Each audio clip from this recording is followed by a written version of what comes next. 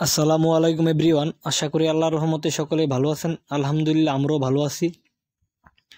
So মোটামুটি দীর্ঘ অনেক দিন পরে আপনাদের সামনে ভিডিও নিয়ে আইছি, কারণ ব্যস্ততার কারণে ভিডিও দিতে পারি না। তো আজকে আমাদের এই যে ফার্মের বাচ্চার বয়স হচ্ছে আপনার 22 দিন, ঠিক আছে। এই যে 22 দিনে মুরগির ঠান্ডা লাগছে, এই জন্য আমরা মোটামুটি গ্রিন টিল খাওয়াইতেছি।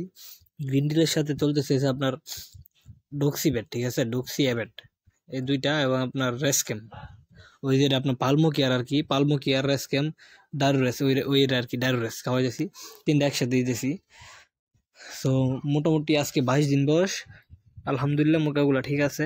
এবং এই ফার্মে আমরা বাচ্চা নিয়েছি আপনার 900। তো গরমে এই ফার্মে 900 বাচ্চা মানে বেশি হয়ে যায়। এই ক্ষেত্রে আমরা এই ফার্ম থেকে আমাদের আরেকটা ফার্ম আছে, ওই ফার্মে আজকেই বা আগামীকালকে ট্রান্সফার করব কিছু মুরগি।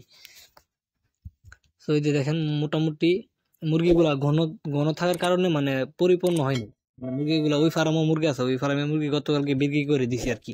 তো আজকে আমরা ওই ফার্মে এটা ট্রান্সফার করব, কারণ মুরগি কিন্তু অতিরিক্ত ঘন থাকলে কিন্তু মুরগি ভালো হয় না।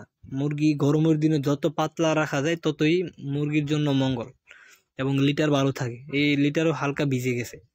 আজকে ওই ফার্মে নিয়ে আমরা লিটারগুলো চেলে দিব, মানে চাইলা পায়খানাগুলো আলাদা করে দিব আর কি। তো মোটামুটি আজকে এখন মোটামুটি বাজারও আলহামদুলিল্লাহ ভালো। দেখা যাক সামনে কি হয়, পরবর্তীতে আপনার সামনে অবশ্যই নেক্সট আপডেট নিয়ে আসব। আর আমাদের 20-22 দিনে কিন্তু ব্রয়লার মুরগির ঠান্ডা লাগে। আর আমাদের ঠান্ডা লাগার মেইন কারণ আমি যতটুকু বুঝতেছি, মুরগির ঘনত্ব বেশি, ঠিক আছে। আপনারা ফলো করতেছেন কি না জানি না, মুরগি কিন্তু ঘনত্ব বেশি। যত ঘনত্ব রাখবেন মুরগি গরমের দিনে ঠান্ডা লাগার সম্ভাবনা থাকবে। এবং লিটারও কিছুটা ভিজে গেছে।